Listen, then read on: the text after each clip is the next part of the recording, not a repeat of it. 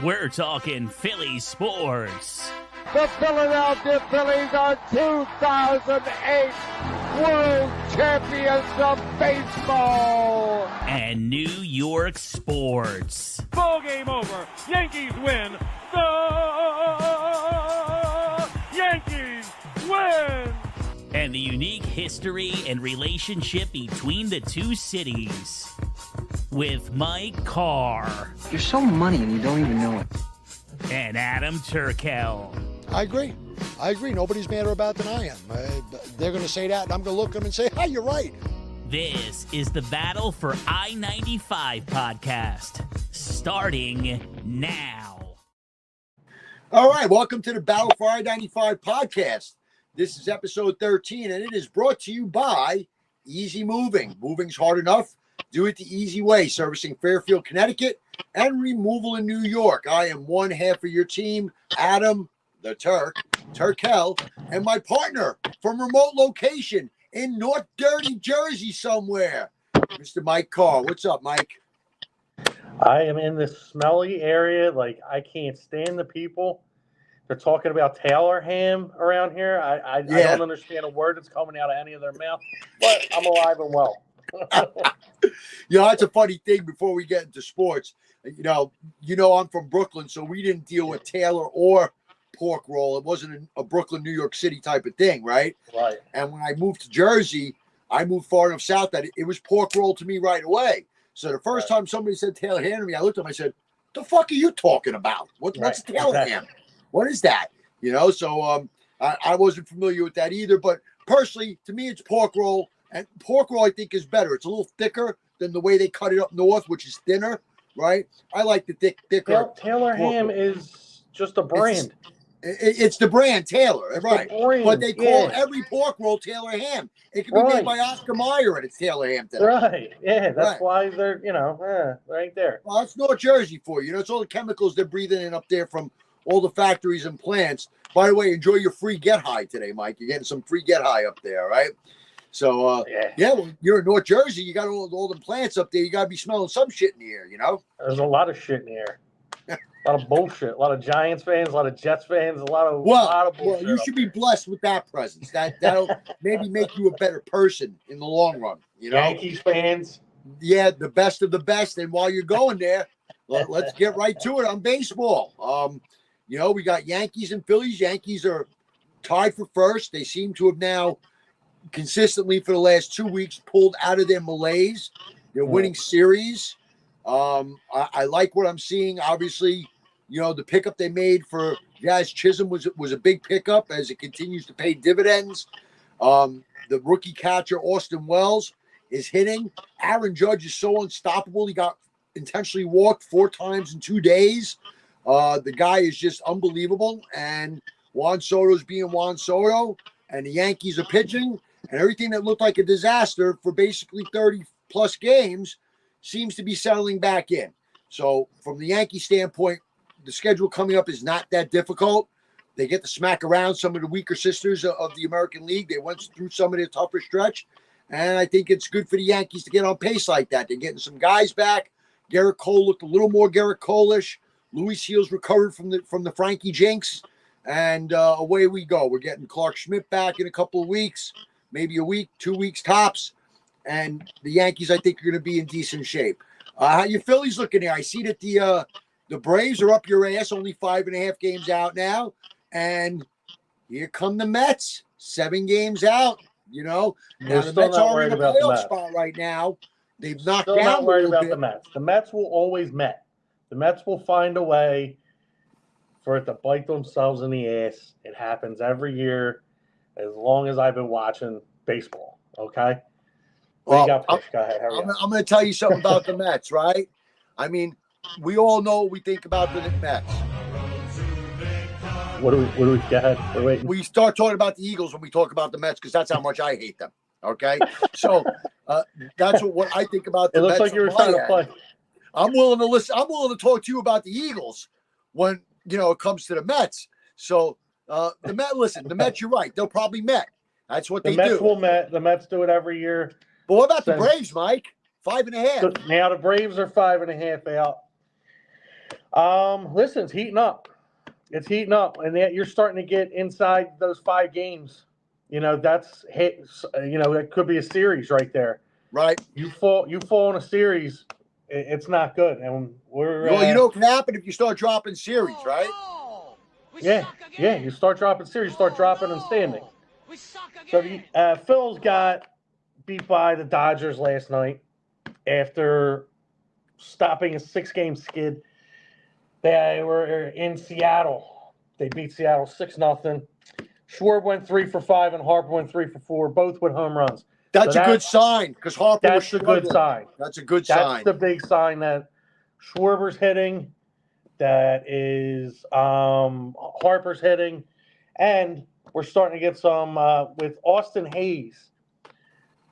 We're starting to get some life in the bottom of the lineup. Castellanos is hitting. Castellanos had 2 hits last night in the loss to the Dodgers. Aaron Nola didn't look good.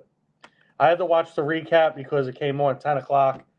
I hate those West Coast games, Mike. I'm too old to watch that shit. I can't stay up all night for that no more. 6 a.m. start, even though the job's a 4-minute walk from my hotel room. It's still, I'm not staying up all night. Well, it's good. It's good that Bryce Harper is starting to get back, because I remember just a week ago you were saying, "What the fuck?"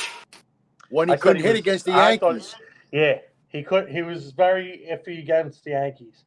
He was very iffy the past month, even before the All-Star break. He was starting to fall off a little bit. His big problem is just trying to put the ball in the seats without a ticket. Just hit the ball. Hit the damn ball. Let it. Trying to hit a 6-run homer when you're down by 3 when there's nobody on base. Exactly. Yeah. And not to mention, it's the juice ball era. That guy puts a hard swing on a ball. It's not the juice ball era anymore. That era is gone. It's the everybody throws 99 era. So if you make good contact, it goes out. Get the hell out of here, juice ball. Juice ball. So you're going to tell me what Aaron Judge is doing is because of juice balls? He's 300 pounds and he's fucking 7 foot tall. Dude, he is so good. I say it every show, and every day I come back, and his statistics are better than the last time I spoke to you. So now in the last 12 games, I gave you the 80-game sample last time. In the last 12 games, he's only hitting 580. That's all. 580 with an on-base percentage of 690. No big deal, because now they're starting to walk him. They're afraid of him swinging a bat. It's starting to be very Barry Bonds-like now. I think teams are going to start employing this Walker-Judge theory, and the Yankees are going to have to react to it somehow. And the only way they can react to it, really, is to flip Judge and Soto, is to put Soto behind Judge to protect him. So at least if you're going to walk Judge, you're going to have to face Juan Soto with a runner on, at least one on. But right now, Toronto just set that precedence. They intentionally walked him 3 times with nobody on base just to not pitch to him. And when the manager was asked about it, he said, "I'm tired of seeing him hit." Now I'm going to finish the sentence. "I'm tired of seeing him hit against my pitchers who suck, and he keeps taking them yard, so I'm not letting him swing anymore." That's really what he was saying. That's how you knock a guy off his rhythm, too. If he's not even getting a chance to swing the bat because, the new intentional walk rule, which a I guy hate. A guy before could take a hack at a ball. Sometimes if it got close enough, yeah. If it got close enough, yeah. Now they don't. It's just go ahead. You're on. It's a softball. It's funny. I think that when you talk about sports, right, and you look at all the 4 major sports, okay, basketball, you know that if Golden State has the ball in a close game down the stretch, it's in Curry's hands. You can't stop that. You have to defend them, right? Mm-hmm. Football, if it's the last drive of the game against Kansas City, Mahomes has the ball, you can't take him out of the game, right? Hockey, right. And if it's getting late in the game and you're trying to push for a goal, you can't take someone like, Ovechkin off the ice. They're going to be there. But in baseball, ironically, you can take the other best player completely out of the game in the big moment. And I kind of think that sucks, Mike. And I kind of think it has to be addressed. I mean, I'm not saying this for Judge. Let's talk about Ohtani, all right? Let's make believe it's not Aaron Judge. Let's talk, because Ohtani's a great hitter too. Let's talk about Harper even, right? So how good is a sport if in all the biggest moments if someone's on fire, you can just dismiss his contribution to the game. How is that good for the game? I don't see how it is. It can't happen in another sport, Mike. It's only that sport. Yeah, I mean, your equivalents, they're spot on. The only thing I could say is like, you're basically doubling in hockey or in basketball, and in football, like you just don't give Mahomes. We lost a Super Bowl on it. You don't give Mahomes the ball with a minute plus and a timeout. But you can't stop it if your defense doesn't do its job. Right. So exactly. In baseball, like I said, I want your pitcher to do his job. Pitch to the guy and try to get him out. That's your job. You're getting paid millions of dollars to do it. It's your fucking job. One of the highest paid positions in all sports. I think baseball has to figure out a way to address this, and I don't want to hear the traditional bullshit, right? Because traditional baseball got fucked up the second they put the Manfred man in the game, and now in extra innings, a magical ghost appears on second base. So tradition's already been urinated all over, right? These are all softball rules, by the way. These are all I know. I remember national softball rules. It drives me nuts.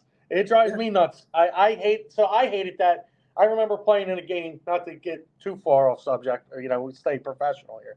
But I do remember playing in my first professional. What the fuck? Man, that audio is not working today, is it? Oh, not for you. It's working for me. I hear it just fine. Maybe you don't hear it. I can't hear anything. But it's all right.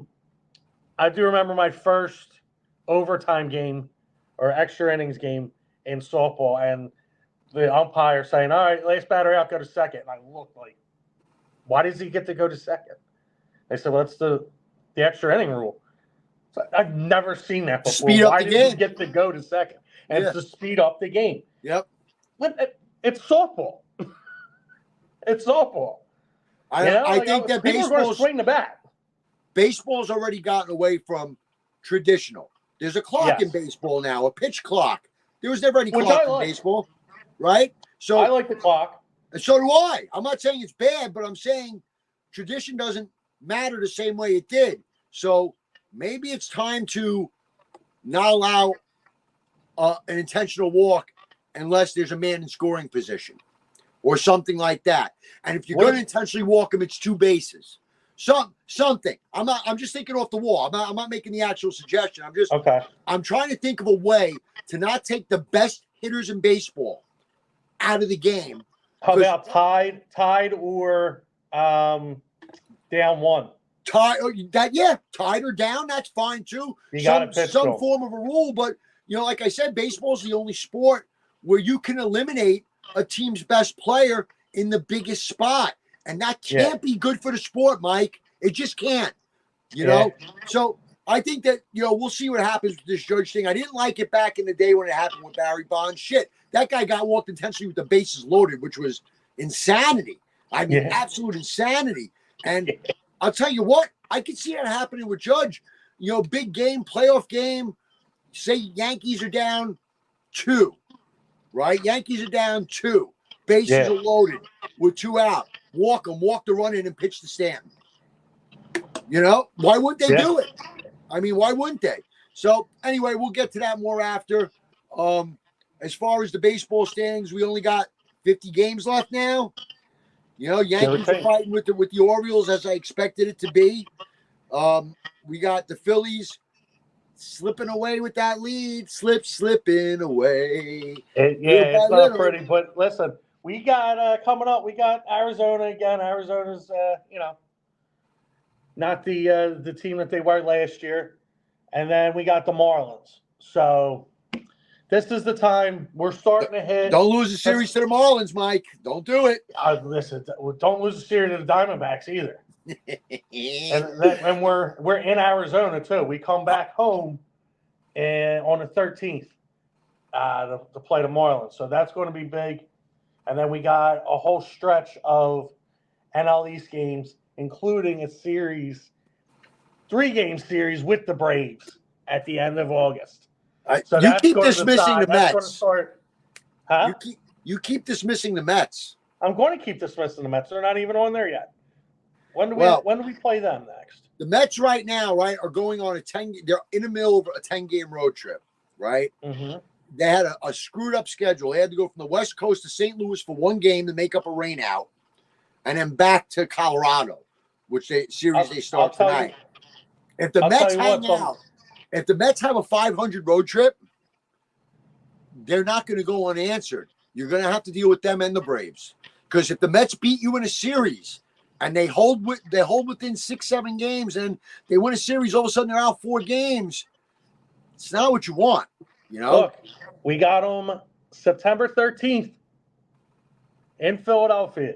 That's the next time the Phillies play the Mets. It could be a big series. Could be. That could be starting to get towards magic number time. Could be. It's too close. It's way too close to. If you would have been like I told you, let's wait till after the All-Star break. Let's see how they start doing. They're already not doing well, but I don't think it's over. I think that they're just got to catch some, catch a little fire, a little lightning in a bottle. But like you were saying, this might have been over by now. Right. It should have, and honestly, it should have been. It should have been. Should have been. You had 11 games on the Braves and 17 on the Mets at one point, right? Yeah. Yeah, that's precipitous drop. But before we go any further, before we get away from baseball, we're gonna bring a lowlife on the show. Okay. You know who he is. We like to bet against him because he never wins.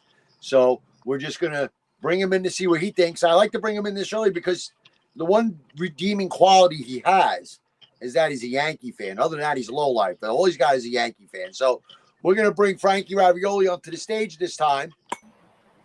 Frankie, my God, what an introduction. Jesus. Francis, who does it better than me, babe? Who does it better than me? All right, just so you guys know that are watching. Mike can't hear that, so I can fuck with Mike all show. So this okay. So the people out there that are going to watch this video down the road, I'm in the backstage, so I get to listen. So now I get to chime in a little bit. Mike, it's Taylor Ham. That's where I grew up in Central Jersey. But then, I'm going to give you I'll give you my take on that real quick. I basically lived 25 years in. Well, I know it's the brand. It's Taylor. I want to hear why it's Taylor Ham. Well, I mean, I just grew up. My dad would make Taylor Ham. Because it was Taylor Ham. Yes. Then it could be Taylor Ham if it's the one made by Taylor. Right. It doesn't mean. So no, and here's my defense of it. Pork roll is Taylor Ham. Right. So, as I'm saying, and then I'm living in Burlington for the last 20 years. I say pork roll when I go out, so I don't have a problem with either one. That's not a big deal. If you ever fucking say Jimmy's, if you ever say Jimmy's on a fucking ice cream cone, we have problems. I got a problem with that too. It's fucking sprinkles. Yeah. Nah, it's fucking sprinkles. That's just us, though. I'm all right with it. No, it's not just you. It's a dumb lingo. That's like your stupid hoagie shit too. Okay. No, it's not. No, it's not. You gotta make up these stupid words. It's a sub. We got Jimmy. It's a sub. You're making the fat kid mad. Okay, two other things. Let me see here. Okay, it was the international tiebreaker. They brought it in because of basically fast pitch softball. You'd have two girls that were phenomenal pitching, and nobody could score. So they put somebody on second to try and get the game over with. Right. Does it work in the MLB? No. It's still a shit rule. I don't like it. And intentional walks, I don't know what you can do about that. You can't make a rule because then the pitcher's just going to pitch it 2 feet outside every time. Frank, for the reasons I said, in the modern day of sports, you have to figure out to do something about it because it's the only sport where you can eliminate the other team's best player from being a contributor at all. And what percentage of people do you think go to Dodger Stadium to see Shohei Ohtani? 20%? Right. I know what you're saying. So you're basically telling that 15-20% that are just there to see him, go fuck He might get one pitch tonight. Yeah, he might get one pitch. You might get intentionally walked all night. If he was on a tail like Judge, Bonds would get one pitch a series. I mean, Judge got to hit a home run his first at bat, and then the Blue Jays said, "You're not swinging again the rest of the series, guy." A pitcher could pitch it 6 inches outside the whole time. I think that but at least if he's going 6 inches outside. It's close enough. What's he be leak and go out there and hit it? Make a mistake. But Aaron, Aaron, again, because he has to throw the strike. He has to intend to throw the strike. So, but now you got guys like the pitcher who was pitched for the Dodgers last night. I should have wrote his name down. he has the most wild pitches in Major League Baseball right now. Right. So if he's trying to throw it outside away from, he might mistakenly throw it right down the middle. Mistakenly do it, and then he according to that rule, he would automatically get the walk. Now, just so you guys don't think this is Yankee fanboy shit, this actually crossed my mind back when Bonds was going on. I was like, wow, how can they keep letting this happen?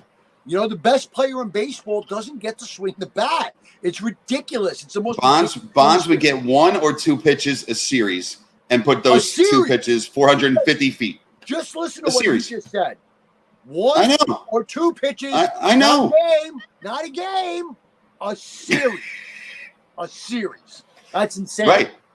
And, you know, when you talk about the way baseball is now, all sports, with the ability to be seen everywhere, with streaming, with, you know, MLB package and everything else that lets everybody see every freaking game on the planet, why do I want to watch, if I'm not specifically a Yankee fan, if I'm an Aaron Judge guy, just want to watch Aaron Judge, what am I going to put on the game for? Or why am I going to go to the game if he's not going to get to swing the bat? That's going to hurt your revenue, baseball, right? It's going to hurt your brand. Again, I don't know what the solution is. I'm not claiming I do. I'm saying that they have to figure out something, and I don't want to hear the reason being, well, it's not traditional. Well, you already broke that. There's clocks in the game. There's ghost runners and extra innings. Tradition has already been, you already pulled out your dick and urinated on it. Okay? So that part of tradition is out the window. So let's just advance the sport. Let's modernize it. Let's think of something that penalizes the other team for walking a guy intentionally with nobody on and nobody out. There's no reason to intentionally walk him. The circumstances, Mike, you said it. They might as well bat him leadoff then. But they're just going to walk him. That's what we do, baby. I'm saying just bat him leadoff then. Why? Well, he comes 5 times a game. So how many runs are you going to drive in that way? Well, you know, hopefully later on he gets up there with 3 guys, you know, bases loaded. No, this is what I mean. There has to be a I know what you're saying. Has to be. I get it, but I don't see how they could do it.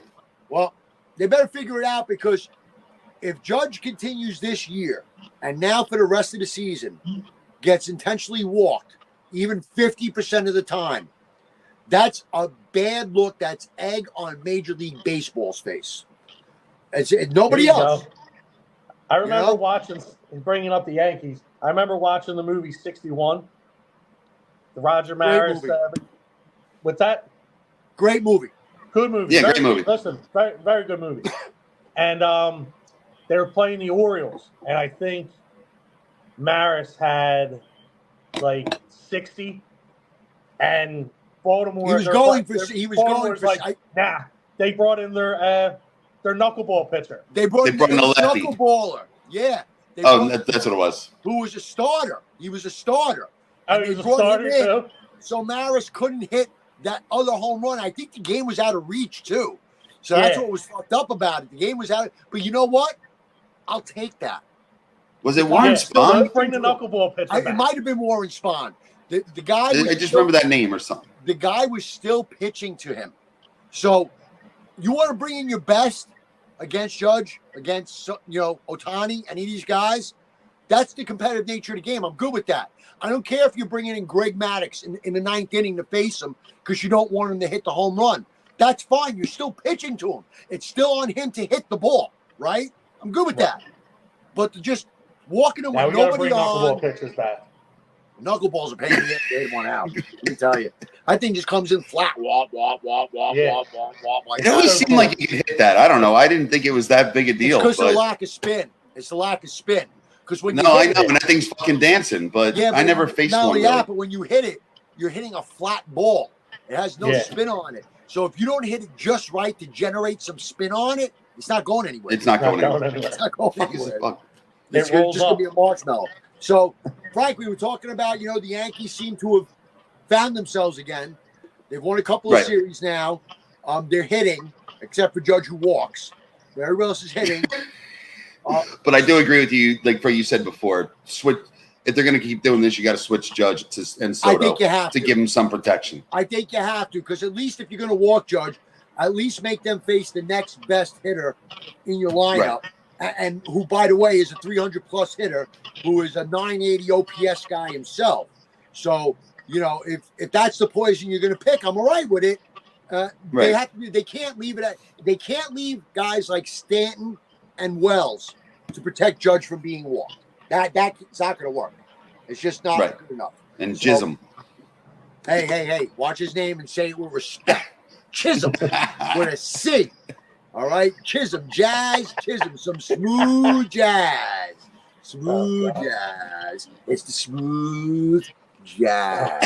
Wow. We're gonna have new audio next week, like jazz music. Yeah, we might. So, and meanwhile, we were talking about his Phillies also. Yeah, they're playing great. And all of a sudden, the Braves, with their injured team, are only 5.5 games out, and he's dismissing the Mets like it's nothing. But the Mets are only 7 games out. And I don't think he could be so dismissive because as they get towards September, they have a lot of NL East competition. And if they lose some of these series to both Atlanta and the Mets, all of a sudden that league could be 2-4. Real what quick. Are they at 5.5 right now? 5.5? 5.5 on Atlanta. Yeah. That they were up a number, lot at one point. that number I think was 11.5 or 12 at one point. Yeah. So, now last night what happened with Freddie Freeman? About the Red Sox? What? Are you worried about the Red Sox? No, right? No. They're only 6 games out. Yeah. So, I mean, the Mets are 7 games out, and the Mets met all the time, like the Red Sox. Well, the Red Sox, just the Red Sox. Yeah, but the Red Sox haven't been good in 5 years. The Red Sox aren't good enough now, Mike. Red Sox haven't been good. I get it. Neither are the Mets. The Mets stink. No, I think you're talking about the Braves, though. Their pitching stinks. Their pitching stinks. Doesn't exist. Their pitching stinks. Their lineup's actually pretty good. The lineup's actually good. Go look at it. I'm not worried about them. I'm worried about I hope it happens. Atlanta. I want it to be like Yankees, Red Sox of 78. The Mets were 17 out. As much as I hate the Mets, if they came back and took the division from under your nose, you will have to quit this show. You're going to have to. I'm never going to let you live it down. It will be forever. I will literally buy you a T-shirt that you will have to wear on this show that says we choked 17 games away to the Mets. So it'll be the equivalent of the 27-3 score for the Falcons. It would be fans. like the Falcons. That's what it would be. It would be. They did it in 07. The Mets were up 8 games with 7 games and 17 to play.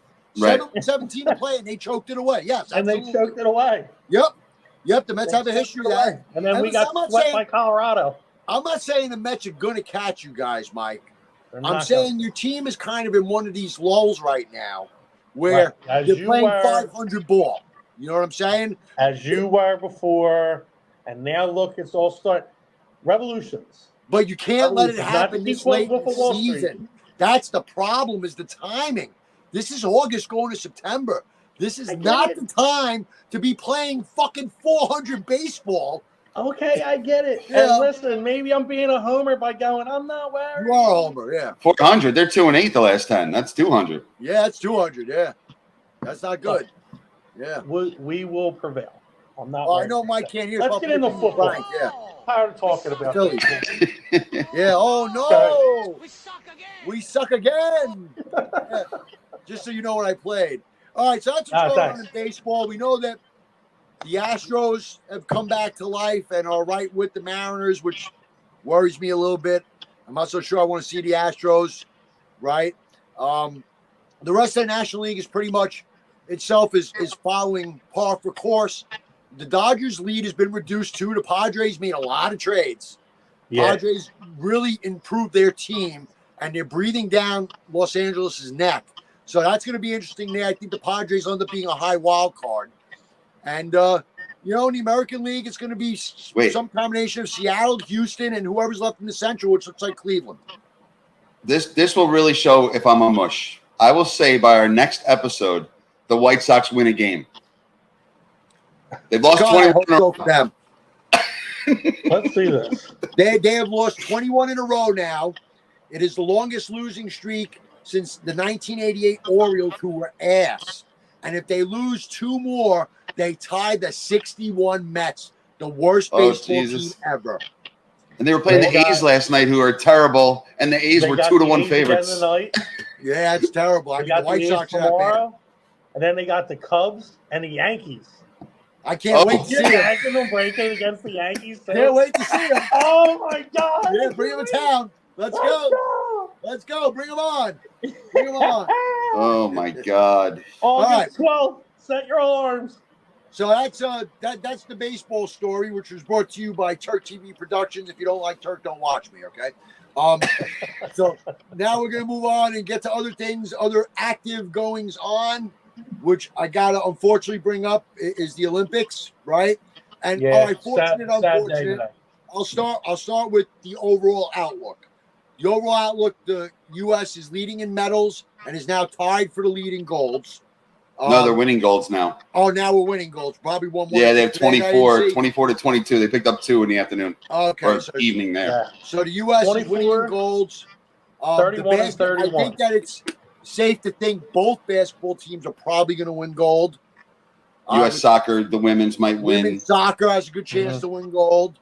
So the U.S. overall is doing okay, but unfortunately, and I want to give them one final shout out, Curtis Thompson from Florence, New Jersey, unfortunately did not throw well in the qualifiers.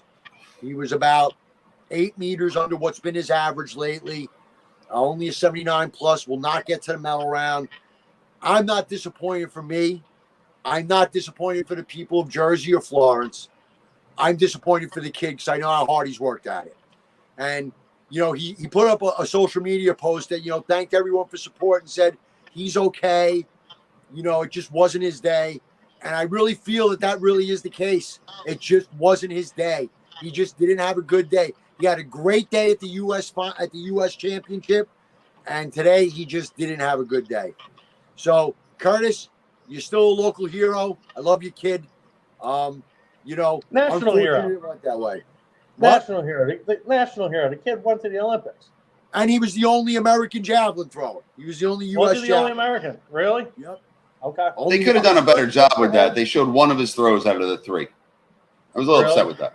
Yeah, coverage wasn't all that great. Coverage wasn't that great. And good thing I didn't wake up at 4 o'clock in the morning. But the guy that's going to win that is some fucking Indian guy. That's the Indian guy. Yeah. Oh, he's fucking insane. How far he he doesn't even look like he's throwing it. He don't look like he's throwing it. He doesn't even look like he can throw it that far. 87 meters. I'm good. Yeah. Yeah, because this one you had to just throw it 84 meters and you qualified for the medal round. Right. So he got up there, banged out an 89-yarder or 89 meters, and he was done. Yeah, that was it, right? And you know, ironically, Curtis, I believe, threw for 87 and change in the U.S. Championships. If he could have replicated that, he would have been in the medal round. You know, but they'll find out like the Indian guy had like a propeller or something. A propeller? Oh my God! Like Lamar Latrell, aerodynamics. We made the javelin go farther with his limp No, I got it. Style. He was an alien.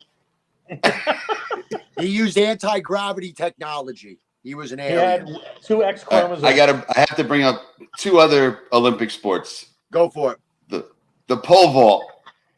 I don't know if you saw it, Mike. The guy's going over the bar, and he knocked the bar off with his dick.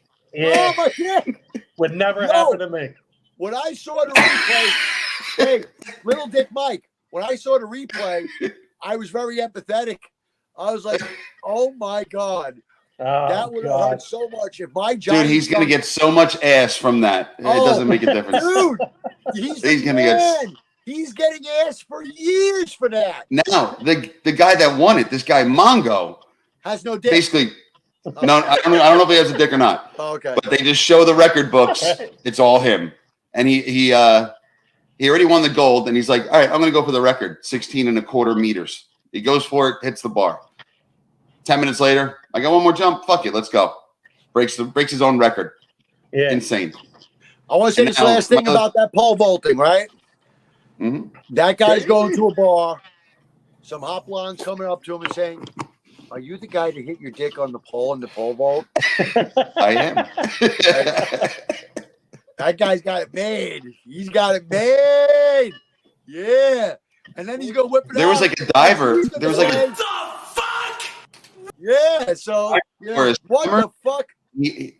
And like they were focusing on him. He had a fucking huge package. He got like an underwear deal. So like, What do you He guys probably got a watching the deal for that Olympics ball for? sack underwear, the one that holds you. no, it's not that I'm watching the Olympics, but this stuff's on X or on Right, Twitter. what are you Whatever. watching? Hey, Mike. You're Oh no, I'm gonna turn the tables.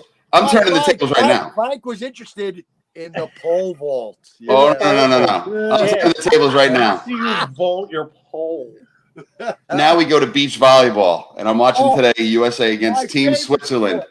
It's my Oh favorite. my God, Team Swiss! They Yeah. beat the US, and I'm glad they did because I get to watch them next The round. jumping is Yeah, phenomenal. because you were The beating the girl that's 5'8" or 5'9", awesome, and what a body. The other one's 6'3", and I'm like, I'd shave her legs for fucking days. My God, Wow. yeah. Frank's views do not necessarily depict the views by the management of this program. They are of his and his only. Only him. Absolutely. Nothing to do with us. We're not trying to Watch the we're Swiss not team. trying to Go ahead, watch them tomorrow. Yeah, So we're not my trying favorite- to defeminize over here. We're not doing that. So My favorite win so far has been the United States team table tennis. They beat Japan. Oh, they won? Or they beat China, and they're all Chinese girls. Wow. That's great. If you can't beat them, join them. If you can't beat them, steal them and put them on your team. Yeah. Oh, there was a cool one. There was a cool one today. There was a 1,500-meter run, and this guy from the U.S. out of nowhere just closed, and he wins. They're showing the dad in the stands. He's like, "What the fuck? What the fuck?" like a typical dad would. Like if your son was, yeah, exactly. And they're just going nuts. He got first, and another guy from the U.S. got third. It was unbelievable. How about the guy who won in track and field too? Yeah. He's gonna be like the epitome of like the coaches are gonna. Oh, the 100. You talking about the 100-meter? 30 years on how you're supposed 100 to meter? do what you have to do. You mean you talking about the 100-meter? Yeah. I'll tell you what I learned about that right? I didn't know. I always thought Torso. I always thought it was the first. I didn't know part of your either. Body. I didn't know Right. that it was your torso. Yeah. It's your hips. And where that's your why hips they cross. did That's why they all- all at the end. Yeah. because they're trying to get that extra cut, kind of like I And- do. I'm trying to get the extra couple inches in there. You know, you're And the kid from Jamaica didn't do that. trying to get it in there. Yeah. All right. You got And that guy's you got young. That Fraser guy from Seattle, Jamaica is like together, 19. something He'll be like there at the that. next one. All right. So that'll do it for Olympic coverage. Go USA. There's only a few more days left in it, and then that will be Yeah. over with. They're up And almost 30 medals. I think that's pretty much locked up. yeah. Yeah, they're going to win the US medals, and they should win the gold, I think. Yeah. And Up now to. you got we're starting to get real close. We had a Hall of Fame game. Mm-hmm. We have preseason football starting this weekend. We We got have track fights. Aaron Rodgers. Here we go. Yeah. We have Here we go. hey, listen. You got to do one of them. I do the here we go. You understand? That's me. That's tonight. There we Wait, go. just got to get home. Yeah, so we're getting close. I'm trying not to get too hyper about but how can I not? The roster's so good. It's hard for me to not be excited about what I'm seeing in practice. It's hard for me. Now, granted, you're not getting hit yet. Rodgers ain't getting hit yet. We don't know how he's going to look running around when someone's trying to actually kill him, But the way they look in practice right now, they look like an offense that can put up 30-plus points a game, every game. It looks like they're going to be very solid on the line. Rodgers, and him, and they're still going at it, him and Wilson mentally. They're getting their mental reps with each other. They're barking at each other on the sideline. They're correcting things. And, Breece Hall is now a full year off the surgery. People forget that. As good as Breece Hall was last year, he was coming off of knee surgery. And usually, Right. It took him a few games to start getting his not your best legs. until the next year. It's usually a full year till you're really back to you. You know what I mean? So they got Now, is that Rodgers going on. 100%? What? Is Rodgers 100%? 100%. No problem so far. Everything's been good. He's like, Okay. There's a lot of video out there of him rolling around, running out, avoiding pressure, throwing on the run, no look throws, which are just ridiculous. Like looking this way and throwing like that. Unbelievable stuff. And that's the stuff that I'm looking forward to. And as much of a tool as he's been, he owes us. He better play well this year. He better stay healthy this year. He might be a tool, but he's a phenomenal quarterback, dude. If 41 has not affected him, he's phenomenal. The guy's great. There's no denying that. So I can't help but to be excited, regardless of the crappy head coach, and hope that Rodgers and the offense's play makes Salah a non-factor. I'm really surprised Reddick's not signed yet, because last week it was close and it's still close. So now I'm starting to think he just don't want to go to camp. He doesn't want to go to camp. He's going to push it for another week or two until they're coming up on the last preseason game. He'll get 2 weeks of getting ready in, and then he's going to sign his contract. And I have no doubts he's going to play. I'll put it that way. I think he's just avoiding camp at this point, and he's going to play. So I'm confident in my corner from what I'm hearing, because obviously I live down here near you, Mike. I'm hearing that the Eagles' offense is looking really good, except for Mekhi Becton. And he's been getting beat like a drum. They put him at guard some. No good. You're still worried about this guy, and he's not going to start. He's going to get your quarterback killed. That's why. He's not going to play. He's going to play. He's going to play. I'm telling you, he's going to play. He's projected to be on his starting five. I'm telling you, you might not like it. It's just what it is. Set, you fucking whack job. It just is what it is. But on the other hand, they're saying Hurts looks more accurate than he's looked in the last couple of years. He's more on the money with his passes. He's not throwing to receivers. He's throwing to areas to receivers to get to, which is a good sign. It's supposed to do as a quarterback. Yeah. You're supposed to and he's got to be careful with Kenny Pickett there. You don't want to lose his job to Kenny Pickles. Oh, yeah. I heard Kenny Pickett might be the number 3. I know. I heard that too. Pickles is falling out of favor. Did you hear that, Mike? Yeah. No, I didn't hear he was going to number 3, but it doesn't shock me. That's the rumor right now. The other backup. I never heard of the guy. I think it was our backup last year, and Tanner something, I believe. Who is it? Like Tanner something. I don't even remember what the fuck the guy's name was. Is he someone they maybe drafted last year, mid-round, late round? Like Tanner McGee or some bullshit like that. They drafted him. Hold on. It doesn't matter. You guys keep talking. Either way, the Eagles. No, we're on the Eagles. And before I let you go, Mike, on the Eagles, I'm saying I got this from inside. I can't say how. I can't say who. Yeah. Barkley is very motivated. He is a very, very, very motivated individual. And from what I was told, he's expecting Barkley to say, screw everyone, run up the middle, run everywhere. He wants to take games over this year. And he supposedly has told the coaching staff this. Yeah. So maybe you're going to get a different Barkley than the Giants had. Maybe. And he could still just run outside and get 15 carries a game and stay healthy. That'd be great. But you're afraid of that injury? 15 and 5 every game. I agree. That's a good formula. Yeah. 15 and 5. Hold on. Well, I think instead of doing the tush push on 4th and 1, they should give it to Barkley up the middle following Becton. That's a no-go, sir. That'll never happen. Right up Becton. Follow him. Yeah. Right down. Tanner McKee. Hold on. So back to this guy. Tanner McKee, quarterback. Yeah. I was right. Stanford. Yep. Overcame cancer when he was 16 years old. Oh, so he's a fighter, too. He's a fighter. There you go. He's got nothing to lose. Whereas Kenny Pickett quits on the sideline, so whatever. Yeah, I'm not going to Seattle. This guy has in his head that he's got nothing to lose. He's alive. He's got nothing to lose. There you go. So, good for him. Yeah, surprisingly good at speaking Portuguese. Frankie, we got a little quarterback controversy in Pittsburgh. Yeah, which I like. We got Russell. I'm a Fields guy. Somehow always hurt, can't practice. I heard he was pushing the sled. What the hell is he hitting the sled for? Is he going to play tight end? Is that what he's doing? I don't know. I'm really confused by it. But you know what? I've loved Justin Fields. I know people think bad things of him or whatever.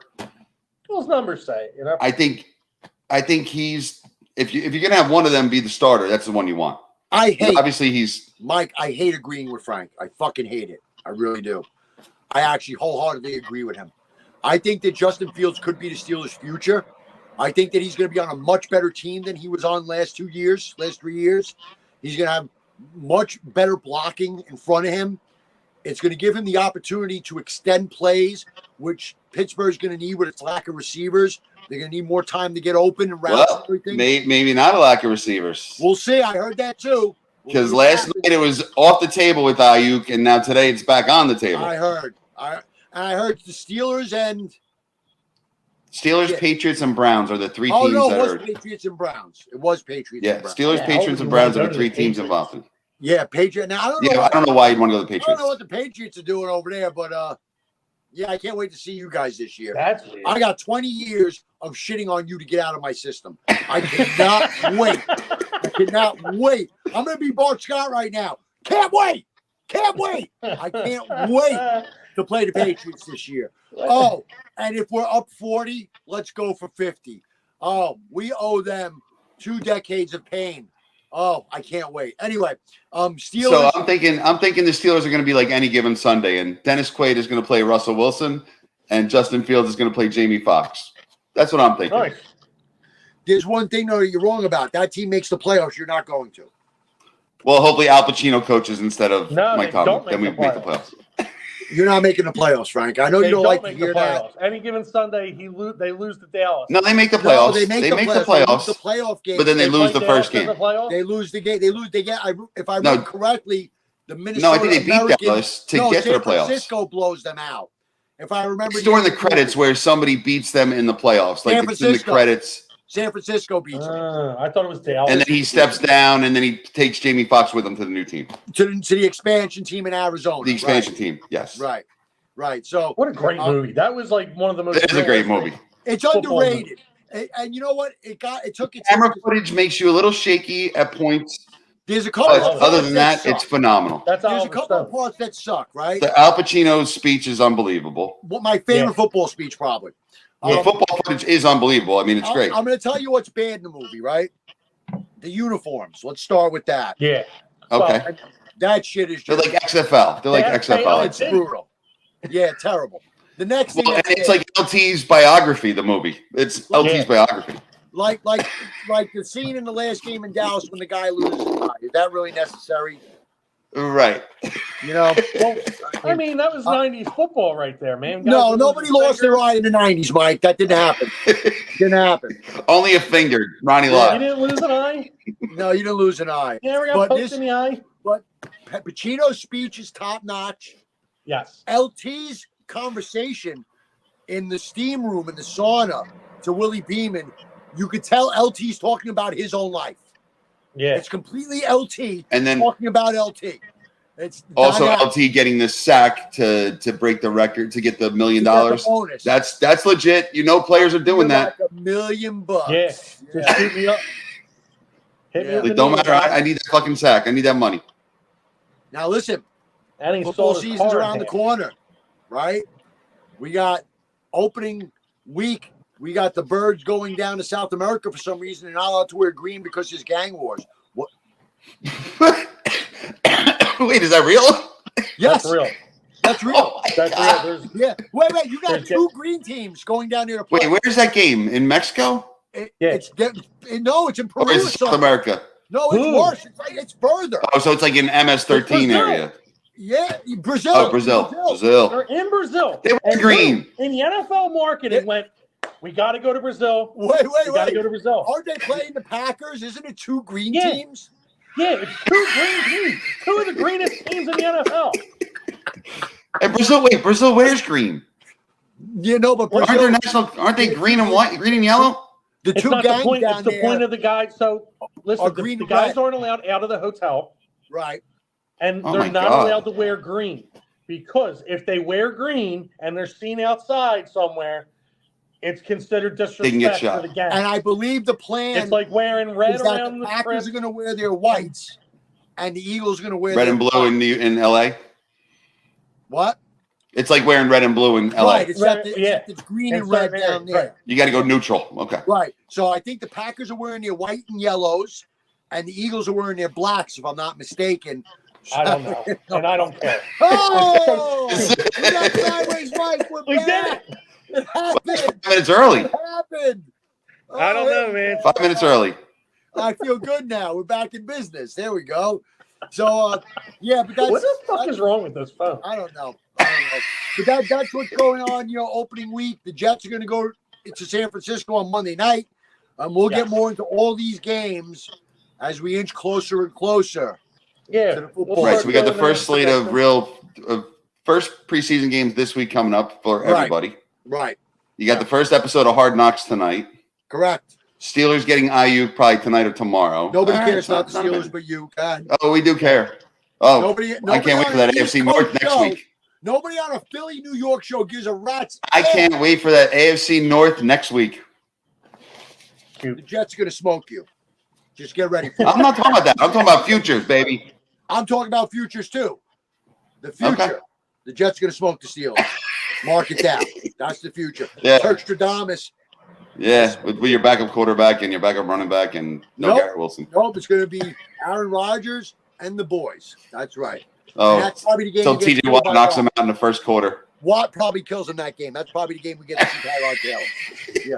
All right. So, all right, we got a couple of segments to do as we've been running a little long. And why waste any time?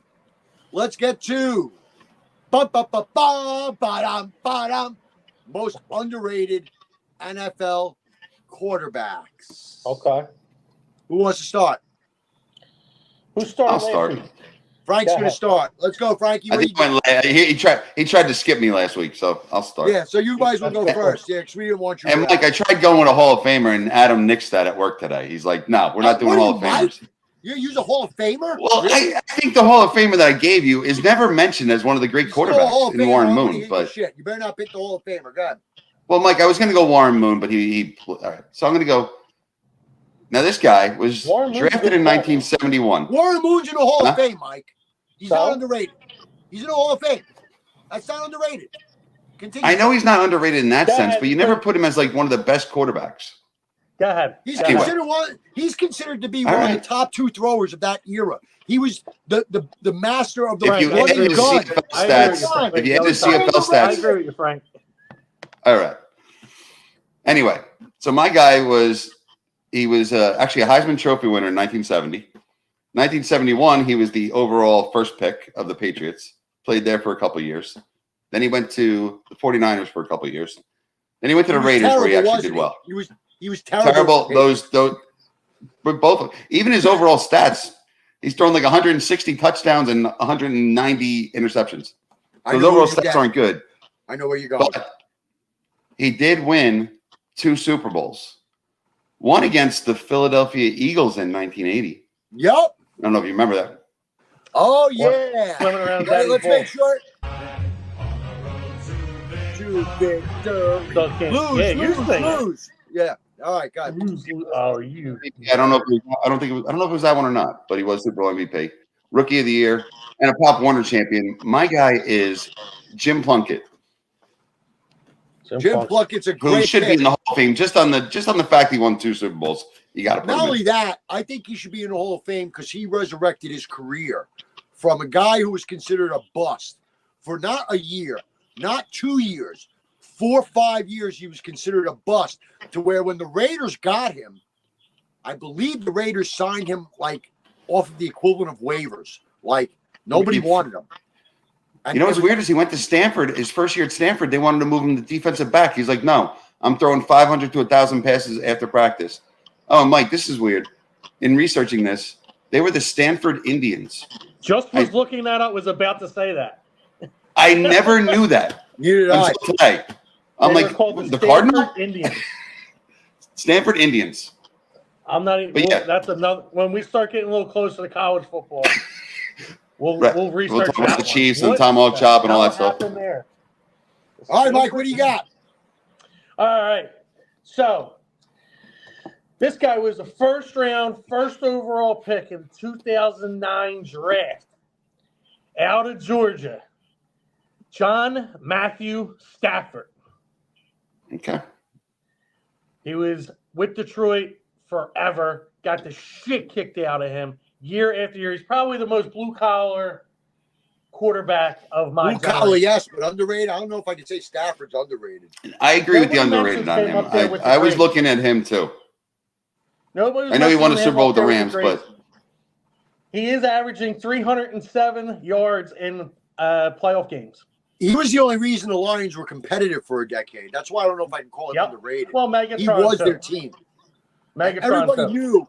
Now, when he had Megatron, right, at the end of Megatron's career, everyone thought the Lions were going to do big things, and it just never happened. Right, it just never happened. I don't think he ever got to the playoffs with the Lions, did he? I don't think he did. No, he did. He did. He did. He got once, maybe. I think they got to the playoffs once or twice and lost in the first round both times. Okay. I'm going to say twice. I'm pretty sure twice. They did go a couple of times. I don't have the stat up. I think they got blown out too. I think they were like bad games. Like they got blown out. Like not good games. He also has a record for the most comeback wins in a season with 8. Yes. So all right, I'll let you go with that one. I don't think he's super underrated. I think that. Hey, Adam, did you notice that Mike and I did not go with the Steeler or an Eagle? I noticed that. No, all right. I'm going to make sure you know. I'm not going with a Jet. No Jet. Yeah. So there is no underrated Jet. There's no good quarterbacks. Right? I would guess. My guy is truly underrated. He wasn't drafted in the first round. He wasn't a first round pick. He was drafted in the third round. Pick number 67. He was drafted in 1971, right? He had a nice long career. He played all the way 87. He got to a Super Bowl. He did not win. He held most of the records for his franchise. And that would be the Cincinnati Bengals, Ken Anderson. Ken Anderson had a hell of a career. Including, I'm going to give you some of his accolades.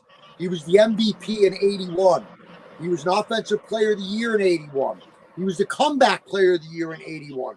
First team All-Pro in 81. NFL Man of the Year in 75. Second team All-Pro in 75. 4-time Pro Bowl selection.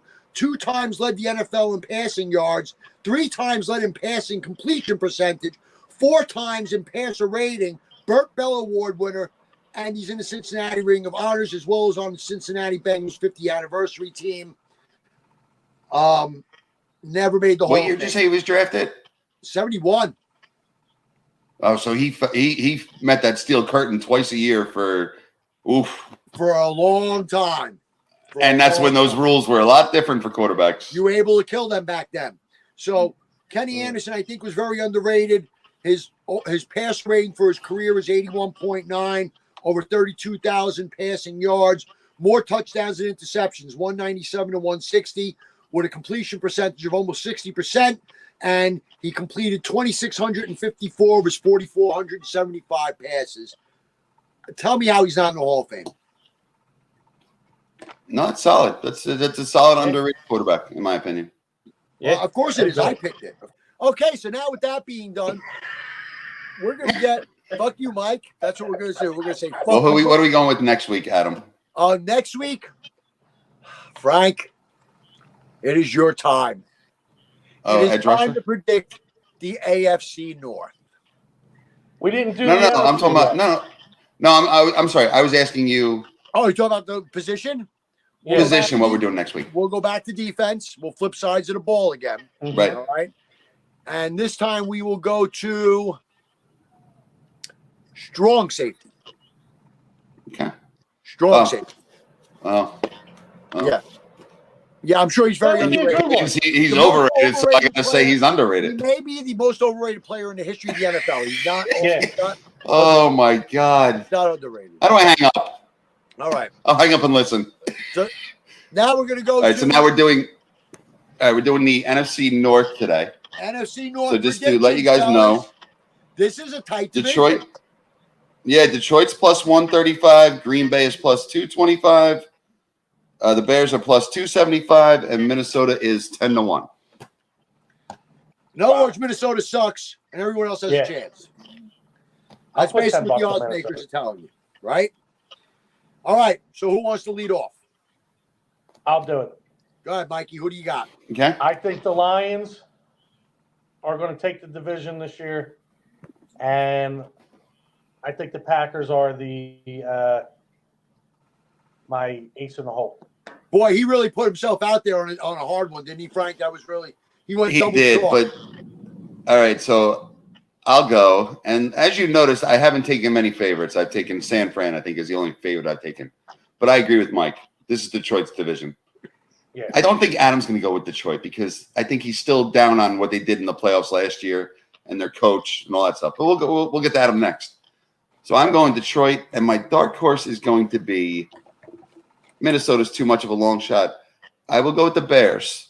Hard knocks, new quarterback, a new sheriff in town, all that stuff. Let's see what happens. Maybe the Bears can, ruffle some feathers. Maybe not win the division, but get in the playoffs. Who knows? I don't think No, that's right? good for the guys that are on Hard Knocks. I hate the Packers because the guy at work that is a Packers fan just fucking made me hate the Packers. Anyway, go ahead. All right, so I'm going to start I'm going to piggyback on what you said. I'm going to say I like Dan Campbell a lot. I think he's a very motivational head coach. I think he has squeezed a lot of juice out of the orange with Jared Goff, right? I think he's gotten his team and turned them into a hard-nosed team, right? However, his team was very fortunate last year. Minimal injuries. Didn't really have anything that killed their season injury-wise and put them in a bad spot. Never really even faced adversity until the playoffs. I think that they're due for a bad year, not because they're a bad team or he's a bad coach. I just think they're going to go through it. I think they're going to have some key injuries. It could even be Goff that gets hurt. It could even be a couple of linemen that get hurt. Their offense might have problems. I think they're still going to be a good team, maybe get a late wild card or whatever, but I don't think they're going to win the division. Green Bay, I'm not picking them either because I don't trust the sophomore year of Jordan Love. I get it. He's in the league more than 2 years, but it's his second year as a starter. I think that now there's film on him. Everyone's going to go to work on him. Again, I think that Green Bay is another mid-range team this year. 9 wins, maybe 10 if everything goes right. I'm going to pick a shock. I don't like the way he talks. He acts like an arrogant, pompous ass. I'm not too fond of how he conducts himself publicly. However, I think Caleb Williams is going to be the best quarterback picked in the last decade. And I think the Bears, Bears are going to win the division. I think it's going to be a tight division. I think the winner of the division is going to be 10 or 11 wins. I think it's going to be all the way one of those divisions that goes all the way to the last week of the season, right? Yeah, it's going to be tight. Now, you guys know I'm a football junkie. I've been watching a lot of Caleb Williams film, right? I've been watching his college film. I've watched his camp film. He's the real fucking deal. He's the real deal. And if he gets enough protection, and I think they revamped their line enough to where his legs will make up for where they're a little lacking, right? But it's good enough that he's not going to get killed off the snap of the ball. He's going to make some big fucking plays. And he's going to shock some people. That team is going to be a very good team. I looked at their schedule outside of the division. It's not a hard schedule. I mean, if you look at their 17 games, and I count they got a 10, really good defense too. And they have a very good defense, right? So you couple a very good defense that's going to keep you in games with a town and a team that's excited with the quarterback. You see, I think Justin Fields got a raw deal when he was there because I don't think they put enough around him to make him successful. Why didn't you have protection for him? I think you're right. For the way and they've started building on that. And when he's gotten hurt lately, it's because he held the ball a little bit too long. Well, whereas Caleb Williams has to learn. Build him a team, a line that was to his play style. But now you got DJ Moore too, and you got Kmet, a good tight end. You got good pieces. He has. They got another wide receiver too, didn't they? Players. He has some weapons. He has a very good defense. Not a very difficult schedule.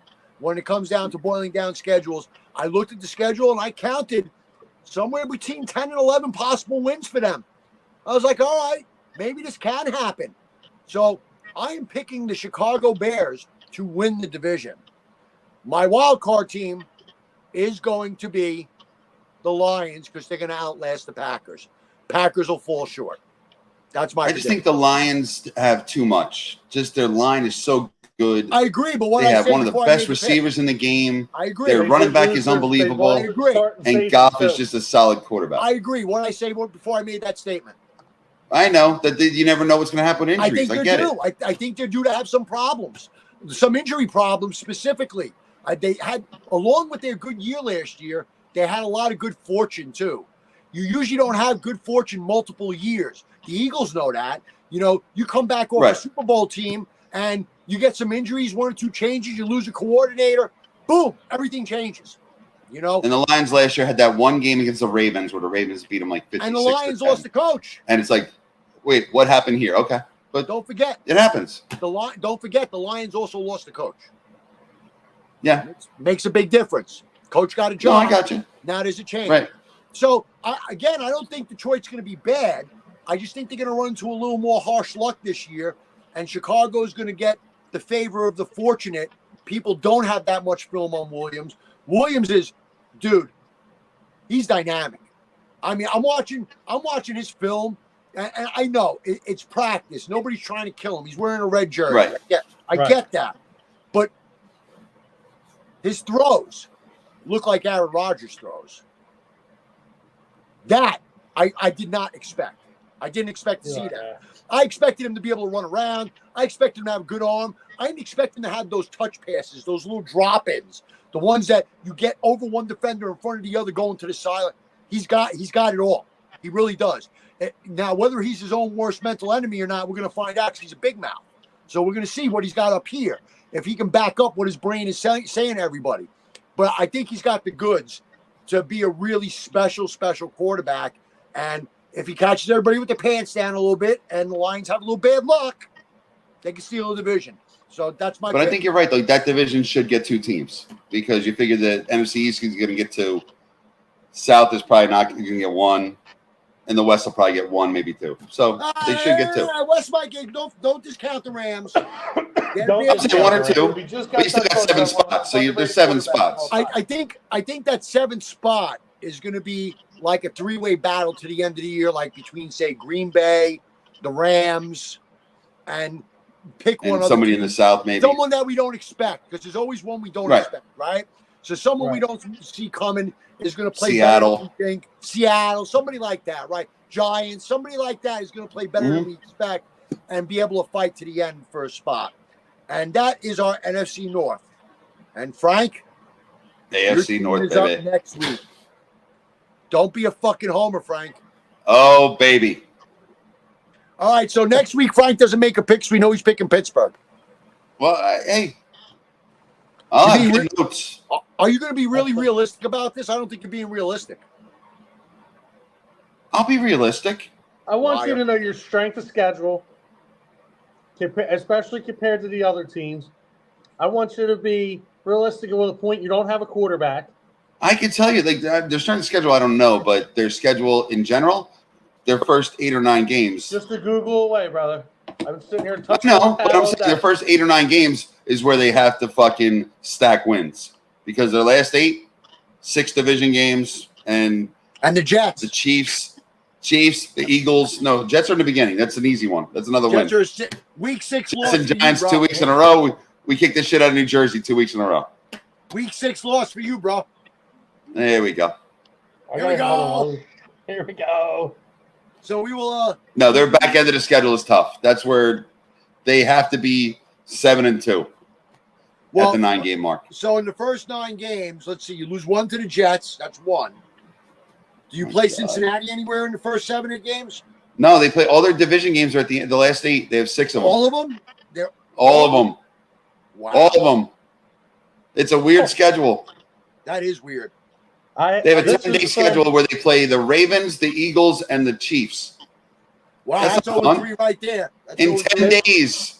This is from StatMuse.com.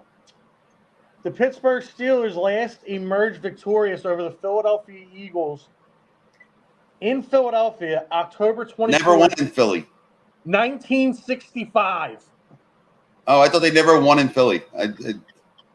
Maybe they won while they were the Steagles. Maybe it was a Steagles thing. Yeah. 5 was the I last was at the Eagles. I was at the Eagles Steelers at the Vet the first day they had the fucking jail underneath the fucking bed. Oh, That's the game.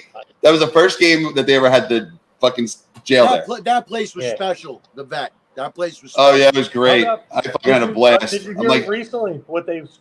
You noticed a lot of the Phillies over the past few years that they've been dying of this brain cancer, this crazy brain cancer. They found a chemical in the turf. oh really? Yeah, So is that why, and like, they're Darren starting to Dalton? think that might have been what's knocking off, like Darren Dalton, Tug McGraw. Darren Dalton. I saw a video of Lenny Dykstra the other day. He doesn't look good right now. He doesn't look good right I now. mean, he was just shot out of a No. cannon, in general. Lenny Yeah. Dykstra, it's been a while since he's looked good, though. Let's keep that real. I knew he had a stroke too. So all right. I mean, He's been a mess for a while. He Yeah. put on Twitter, he was asking to live at people's houses on Twitter. He's like, hey, I'm in Philly. My booking agent messed something up. If anybody can let me stay, you get to hang out with Nails all day. Like, who Yay. the fuck would answer that? Wow. yeah. I mean, it's not like we're talking about Mickey Mantle here or something, Jeez. Now you get to hang with Nails all day. Well, I do lines I would rather hang out with Mickey Mantle than Nails, too. Yeah. Who wants to hang out with Nails? He doesn't have any money anymore. He's going to rob your house. He's going to do cocaine on your table. You're going to be all fucked up. Yeah. Remember when he was on Real Sports? He was like a fucking financial guru, and they had him on there. He's like, "Yeah, I'm making millions." Blah blah blah. He had this nice house. All a fucking farce. Oh my God. Reynolds. All right, He's gonna guys, comment on this video. Be like, "Fuck you guys." That covers So that covers our Frankie Ravioli segment for today. And Frank, as always, it was a pleasure having you on. Not to lie, it's really a pain in the ass, but people seem Can I to get like a nicer introduction next week, maybe?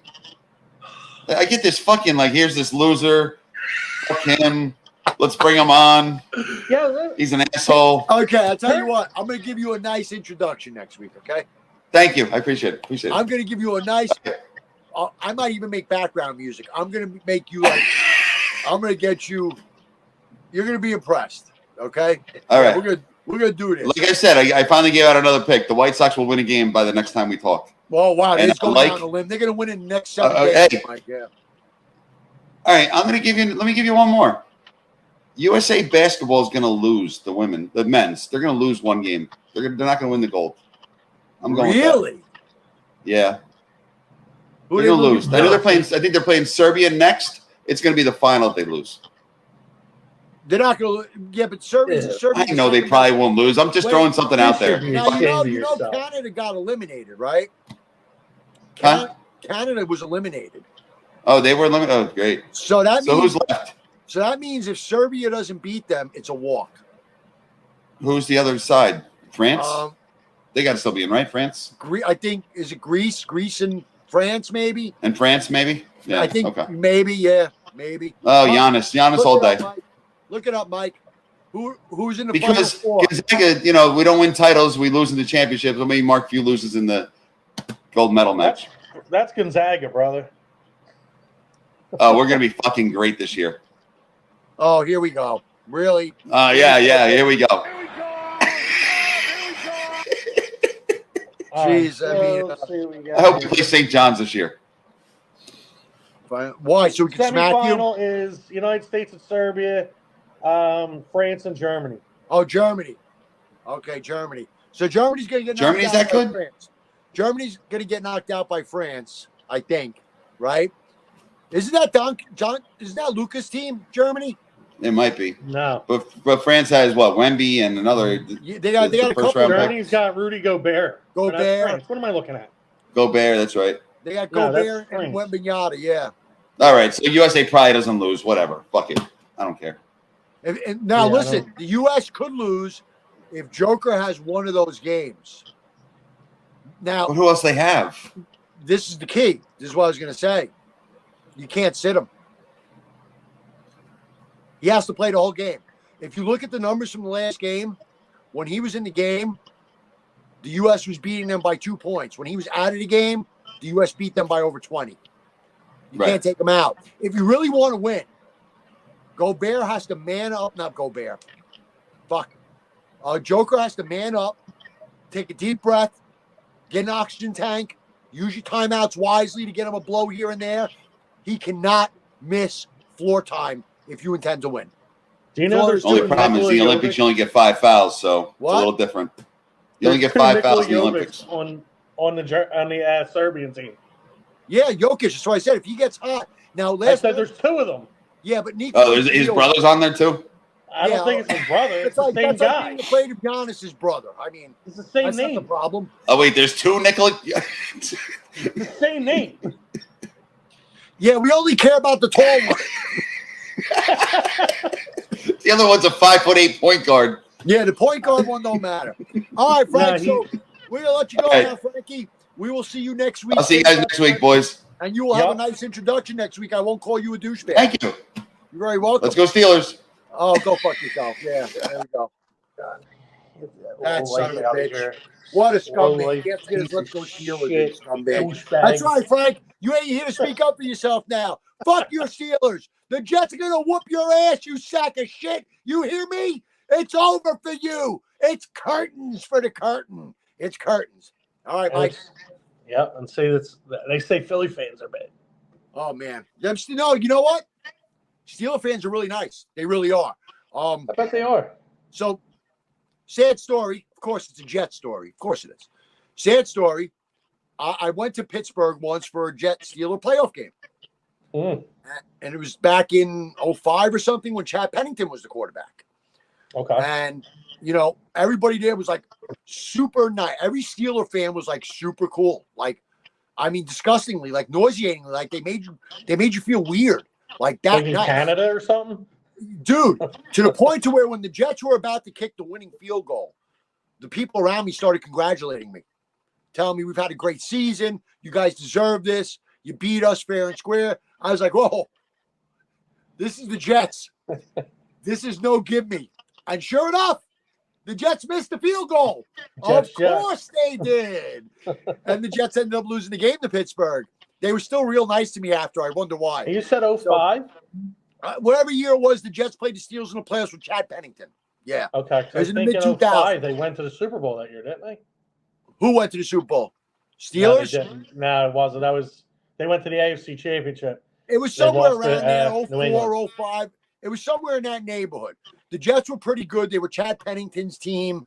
They were a pretty consistent 10-11 win team at the time. Right. And they went to Pittsburgh for the playoff game. Again, thought they were going to win that one. And it just didn't happen, as usual, for my team. As usual. Per usual. So, Mikey, as always, we had a good show. Yeah, it was a good show. Some good Very stuff. Good. Next week, we'll get into the things we get into. I want to remind everybody to please like and freaking subscribe to our channel. You people all suck right now. I mean, we need a few more. I mean, I love our 10 listeners. We've gone from 5 to 10. We need to get up to 15 now, guys. Let's push the envelope a little bit, local. So, Mike, don't you have any friends? Seriously, you don't have any friends? They're all my friends that are listening. You don't have friends. Oh, is that? It's you, your wife, and Frankie that listen. Wow. Yeah, well, whatever. What are you going to do? Turk TV. If you don't like Turk, don't listen. I mean, I don't tell you. That's the problem. You keep telling people not to listen. Yeah, I guess. Turk TV, like me or not, please listen, like, and subscribe. Please. Yeah. So me and Mike can have a good show, please. But, Mike, as always, it was brought to you by Easy Moving. Easy Moving. Moving's difficult. Do it the easy way. Servicing Fairfield, Connecticut, and removal in New York. Once again, I'm the Turk. In remote, that's my boy Mikey. And we are signing off, and we will see you next time.